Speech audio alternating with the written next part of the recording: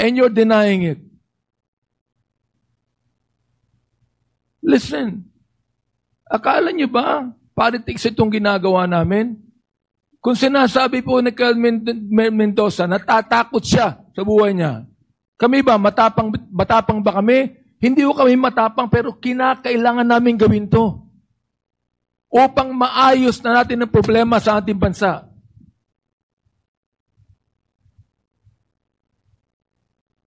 Hindi ba gusto mo rin ayusin, Colonel Garma? Mr. Chair. Gusto mo yung ayusin, Colonel Leonardo? Gusto nyo rin ayusin, di ba?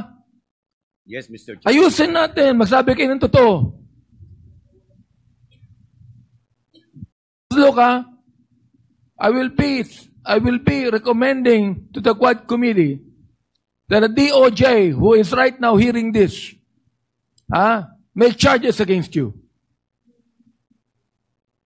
My goodness, hindi kami korte.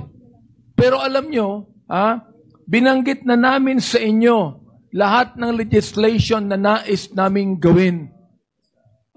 Upang sabihin po sa taong bayan na ito po hearing na is not trying to prosecute you as criminals. But we would like to draft and file legislation that would finally stop all of the things that we are hearing right now.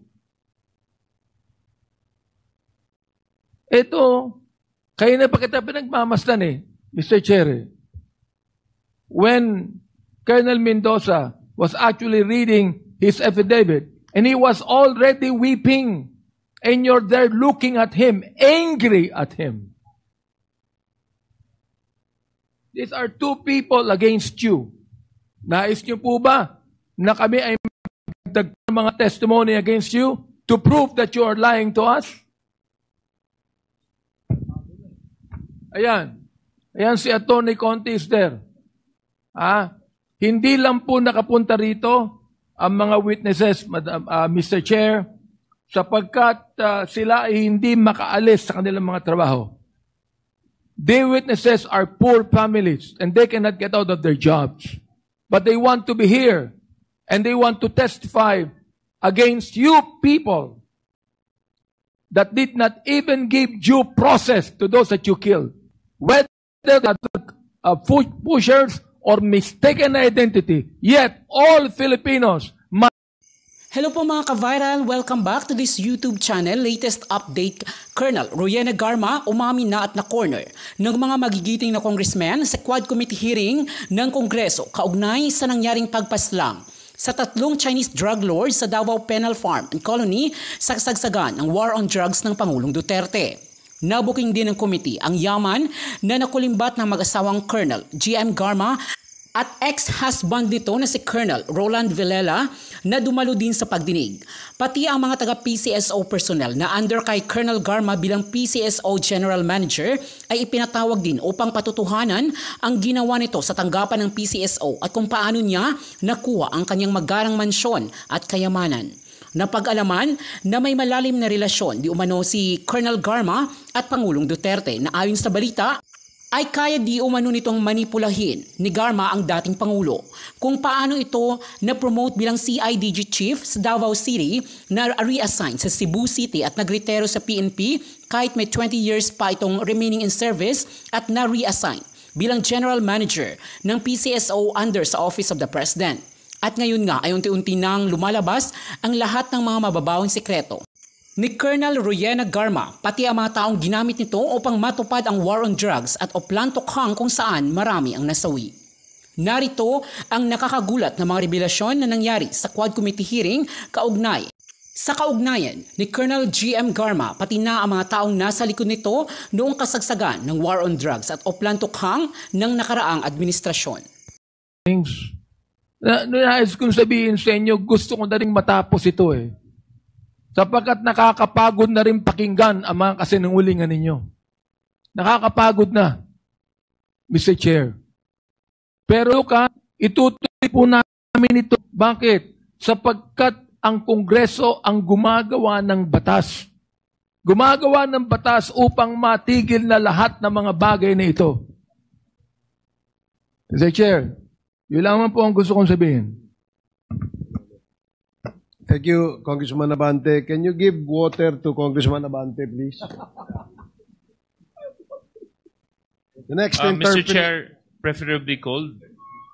Yeah, preferably cold. Preferably To cold. douse the heat in the... The next to interpolate is Congressman Lordan Suhan.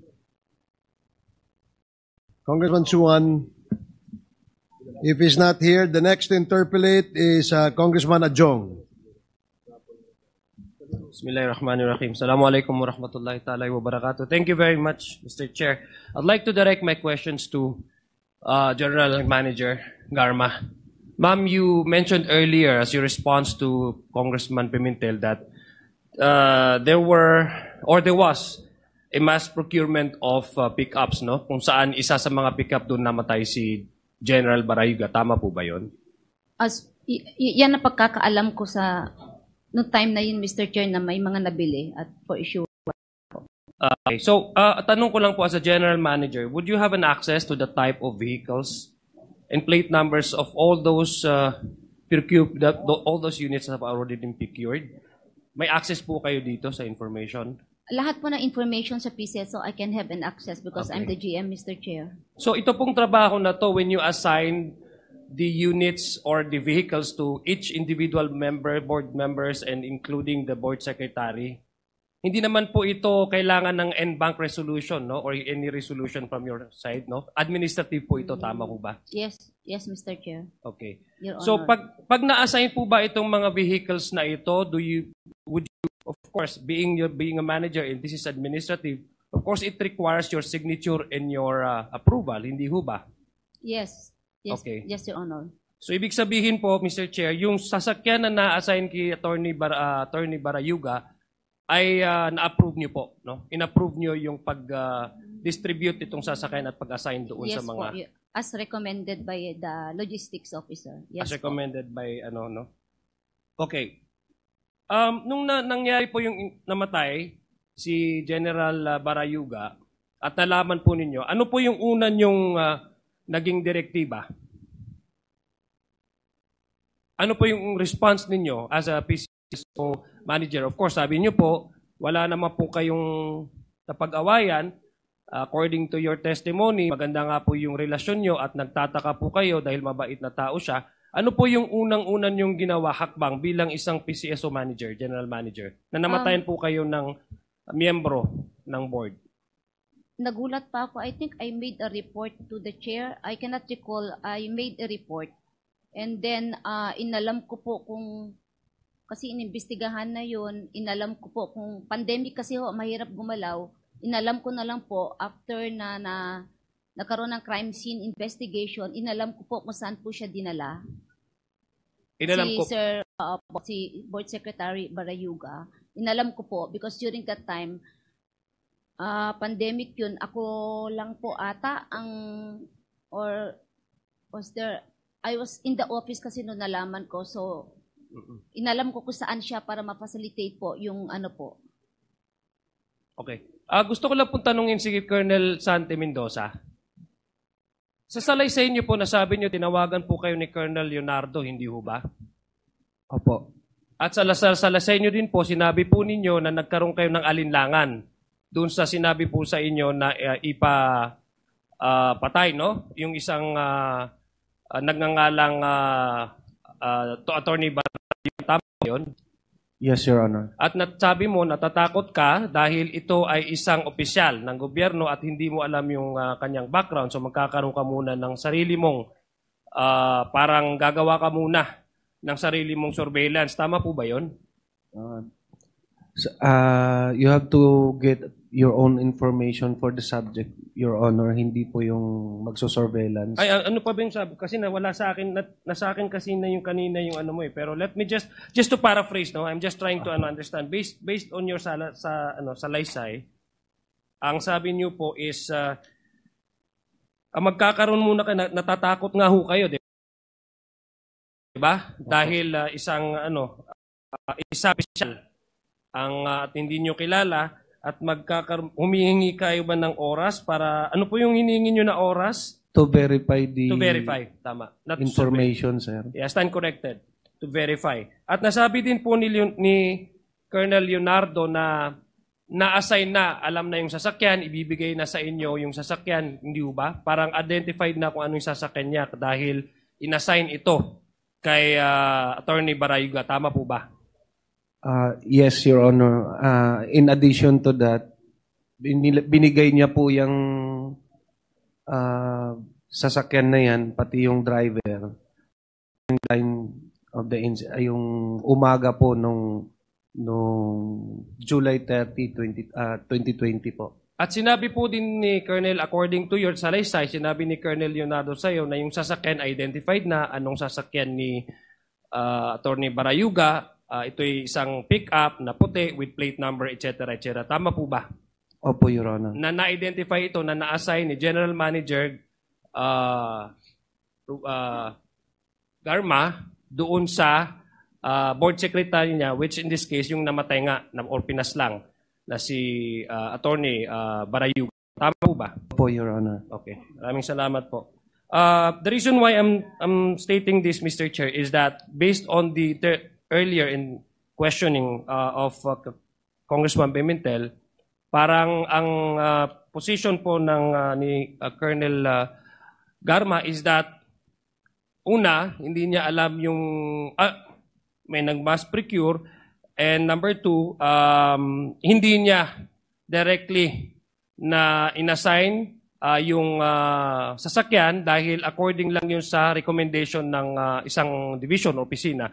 But we have proven here, Mr. Chair, that he has the power to either reject or to reshuffle or not to approve the assignment of each vehicle to each of the board members who will be receiving this vehicle as part of their official transport. So, Mr. Chair, this actually corroborates, Mr. Chair, for me, at least for this representation, corroborates, Mr. Chair, the testimony of Mr. Mendoza as to the establishment of the fact that indeed it was made easier for the hitman to identify where General Barayuga would be riding in. Anong type na sasakyan, anong plate number, in etc. Which actually materialized yung assassination po na ginawa kay General Barayuga. Now, I'd like to automatic po na nagkaroon ng issuance po ng bagong sasakyan. And it was on the same time naman?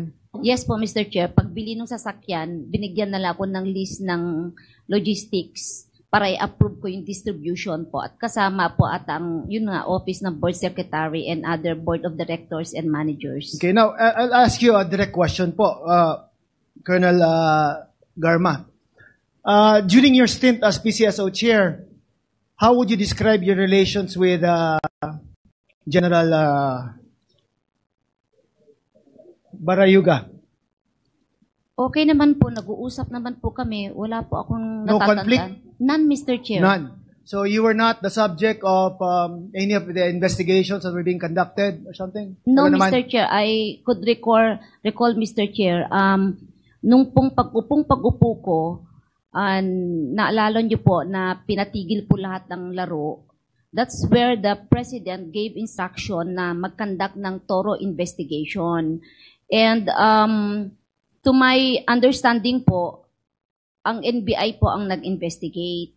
And lahat naman po ang hiningi nila, binigay ko rin naman po. I just don't know po kay board sec kung ano naman po yung requirement na kailangan niya i-submit as far as yung board naman is concerned, Mr. Chair. So you would describe your working relationship as professional and cordial Maganda naman? po, wala Maganda po kaming naman. conflict. Yes, nag-uusap po kami. So if we cannot were to recall. ask people in the PCSO and they would describe your relationship as ganun din sa how you described it? Yes, na Mr. okay naman? Okay naman, Mr. Chair, kasi wala po. Nagre-record lang naman po yan during board meeting. It's the board who discusses all the sensitive issues.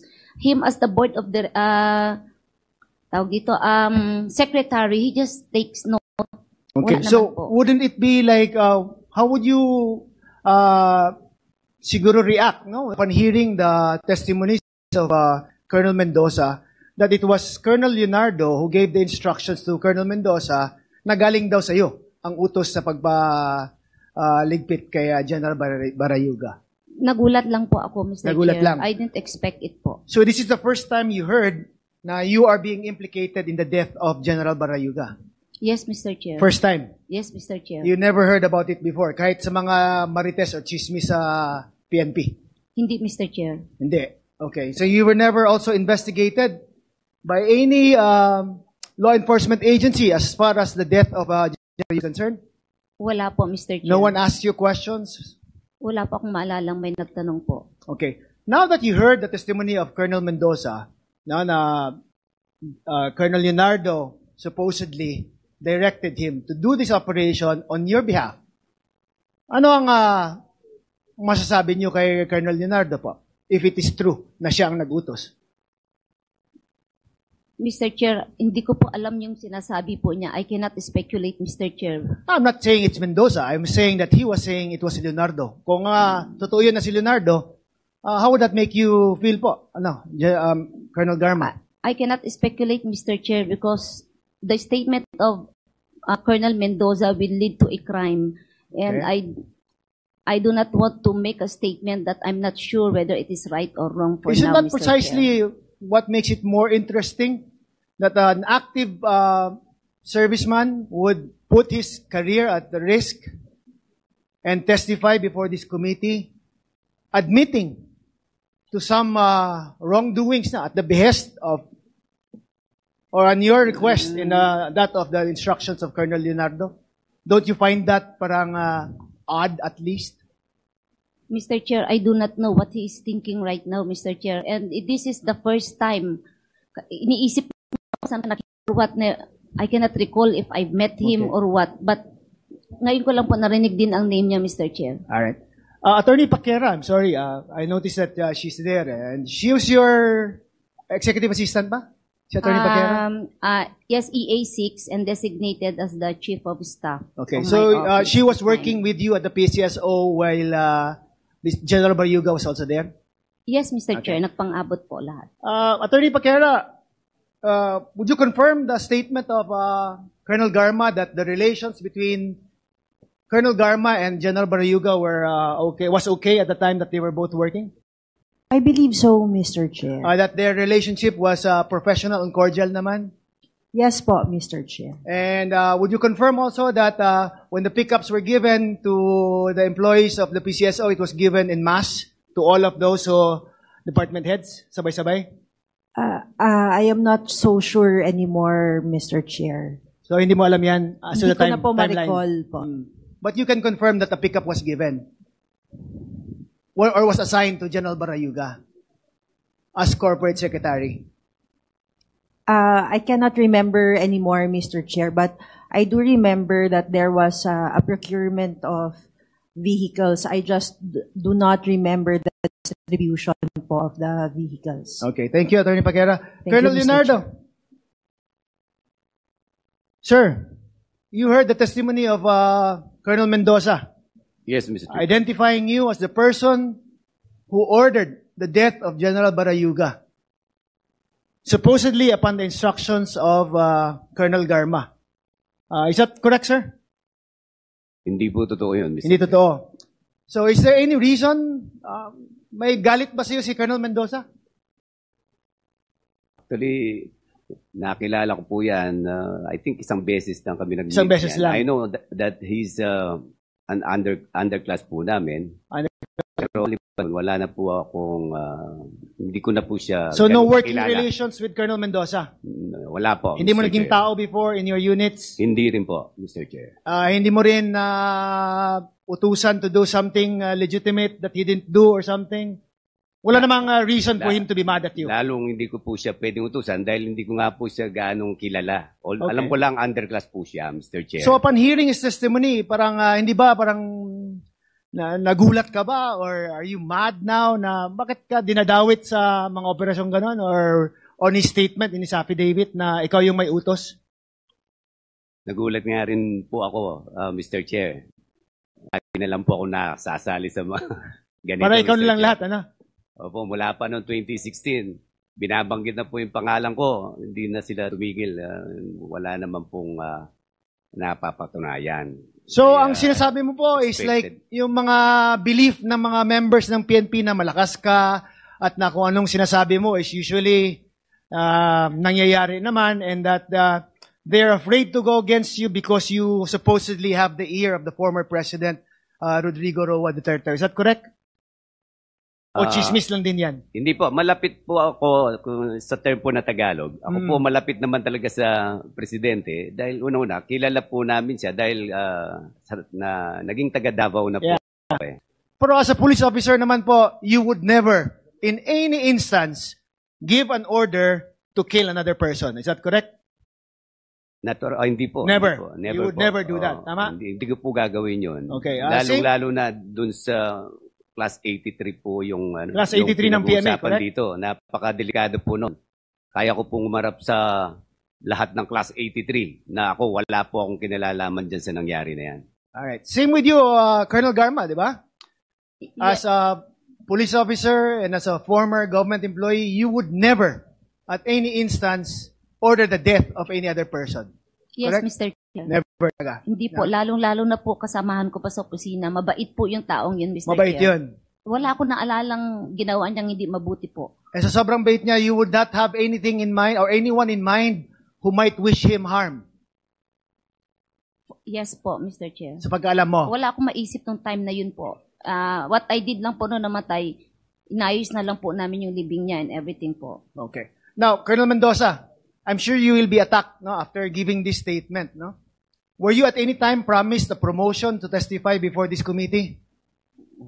Wala po, Your Honor. Were you promised money or any other thing just to testify before this committee? Wala po. Wala. Tinakot ka ba ng mga chairman dito or ng any other member of the House? Hindi po. Okay, and you are confirming again na ang sinabi mo ay totoo and kung anong nangyari as far as you can remember. Tama? Opo, Your Honor. Thank you, Mr. Chair. I have no other questions. Thank you, Congressman Keith Flores. The next to interpolate is the chair of the Committee on Human Rights, Congressman Abante. You are recognized and you have 5 minutes. Thank you, Mr. Chair. Of course, Mr. Chair, Colonel Leonardo, you will deny all of the statement given by Lieutenant Colonel Mendoza, just like you denied that you were on hand in the killing of 3 Chinese drug lords in Davao Penal Colony. Am I right? Yes, Mr. Chair. I remember during that time, Colonel Padilla is here, that Artner Solis, you directed Artner Solis to talk with Tata about killing those 3 drug lords. And even Colonel Padilla, in his testimony, testified it. You're denying it, am I right? May I be clarified? You are denying it, am I right? Yes or no? Denying what, Mr. Chair? Pakiulit My po goodness, yung- I have asked the question already and I know you understood my question. Colonel Padilla, you have testified here in this committee that Colonel Leonardo is part of it. Am I right? Yes, Your Honor, Mr. Chair. Are you denying it? I'm denying it, Mr. Chair. You're denying it also, a testimony of Colonel Mendoza. Am I right? Correct po, Mr. Chair. Okay. Mr. Chair, I'd like to make a motion to hold in contempt Colonel Leonardo. So move, Mr. Chair. Chairman Abante, earlier, he was already cited in contempt. Oh, okay. And there was Di ba already... pwedeng pangalawang contempt? We will just probably allow him to Okay. serve the first contempt order and then later on we decide. May I if he continue still- on? Okay. Colonel Garma, nabanggit mo sa test question ni Congressman Flores na ngayon mo lang nalaman itong mga bagay na ito. Yes, Mr. Chair. Okay. Si Mr. Ramon Tulfo on September 17, ito ang sinabi niya. Pakinggan mabuti ha. Ang sabi ni Montulfo, inuulit ko ang aking suwestyon. Ibig sabihin, he suggested that before, na dapat imbestigahan si dating PCSO General Manager Ronia Garma pagpatay kay PCSO Board Member Wesley Barayugan. Maraming naniniwala na si Garma ang utak sa pananambang kay Barayugan, isang retired Brigadier General na miyembro ng PMA Class 1983. Si Barayugan kasi, bilang board member ng PCSO, ang umaharang sa pagbibigay ni Garma ng mga STL franchises sa kanyang mga kaibigan. You deny that, am I right? Yes, Mr. Chair. Okay. Ito pa, natutuloy ko ha. Di pa nalulutas ang patay kay Barayugan. That's why these people here came to testify. And I'm telling it to you right now, as I can notice the testimony of Colonel Mendoza here, I have never seen any police officer weep before this committee or any committee for that matter. This man, I believe, is telling the truth, Colonel Garma. Montulfo, I believe, is telling the truth. Now, tutuloy ko ha, may news blackout doon sa assassination dahil alam ng mga investigador, ito ha, na si Garma at Pangulong Digong ay magsyota. Totoo o hindi? Hindi po totoo, Mr. Chair. May mga report na yung anak ni Garma na may kapansanan anak din ni Digong. Ito totoo, di ba? Mr. Chair, can we spare my daughter, Mr. Chair? She has nothing Hindi po to totoo do yun, with di ba? this. Yes, it's Oo. not true. Napilitang alisin ni Digong sa PCSO si Garma nang umangal na ang mga generals at colonels na mga graduate din ng PMA gaya ni Barayugan. Hindi rin po totoo to, hindi ba? Wala akong Hindi alam. rin, no? Therefore, nag-isinungaling si Montulfo, nag-isinungaling si Colonel Mendoza, nag-isinungaling si Nelson Mariano. Am I right? Opinion nila yun, Mr. Chair. Then, am I Para sa right? akin Yes po, or no? hindi. Para sa akin, hindi po totoo Nagsisinungaling ba sila? lahat. I cannot... Yes, Mr. Chair. Okay, now, let me go back. Let me go back when you were